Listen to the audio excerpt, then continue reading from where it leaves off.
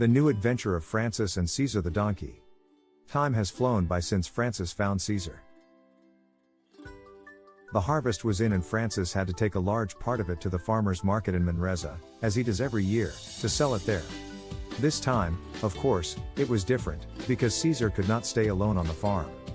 When Francis wanted to take César out of his enclosure, César was very stubborn and excited, because he also realized that this time it was different than usual.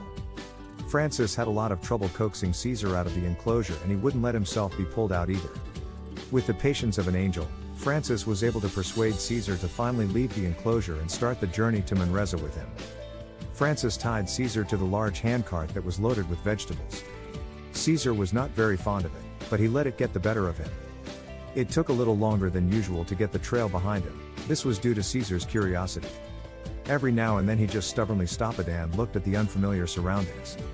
Francis was in a hurry, however, because he had to be at the opening of the market on time to be able to offer his goods there.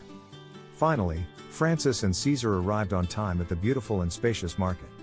César was very restless because he had never had so many people, animals and noises around him. Francis had to calm César down quite often. After Francis had made his sales and purchases and the journey home was imminent, the unbelievable happened. César saw a large tent with all kinds of animals in cages. He stopped abruptly. Francis could not persuade César to go on. Then when César saw another animal lying on the ground with a brownish coat and a bulge on its back, César could not be moved from the spot.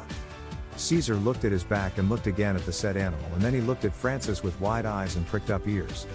Francis whispered in César's ear and told him that this is a camel and it comes from Africa and your ancestors are also from there. César continued to look at the camel as if hypnotized. Suddenly, a man in a white robe approached the camel. The man seemed to bring food to the camel and called out, "Mourice, get up, there is food." The camel rose and ate from the man's hand. Then César was done for, he galloped directly towards the camel.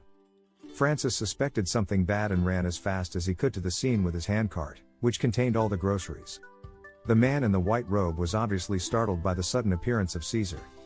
César stood directly in front of the camel and looked at it, and the camel remained very still and reserved.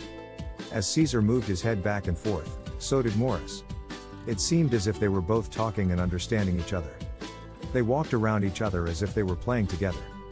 When Francis arrived on the scene, he was visibly relieved. He introduced himself to the man in the white robe by name. The man reciprocated and introduced himself as well. His name was Mo and he was a native of Morocco from the city of Sale. He was a showman who provided some exotic animals for circus performances. As they both looked around, César the donkey and Mourice the camel stood at the watering trough and drank from it together. Mo and Francis each took their animal and said goodbye to each other, promising to meet again next year on the spot. And so, year after year, the marketplace of Manresa became a joyous meeting of Mo the showman, Mourice the camel, César the donkey and Francis the farmer. This video is dedicated to my friend Mo, my mother Pilar and grandmother Rosario, who lived in the city of Manresa. Thanks for watching my video. It's more to come.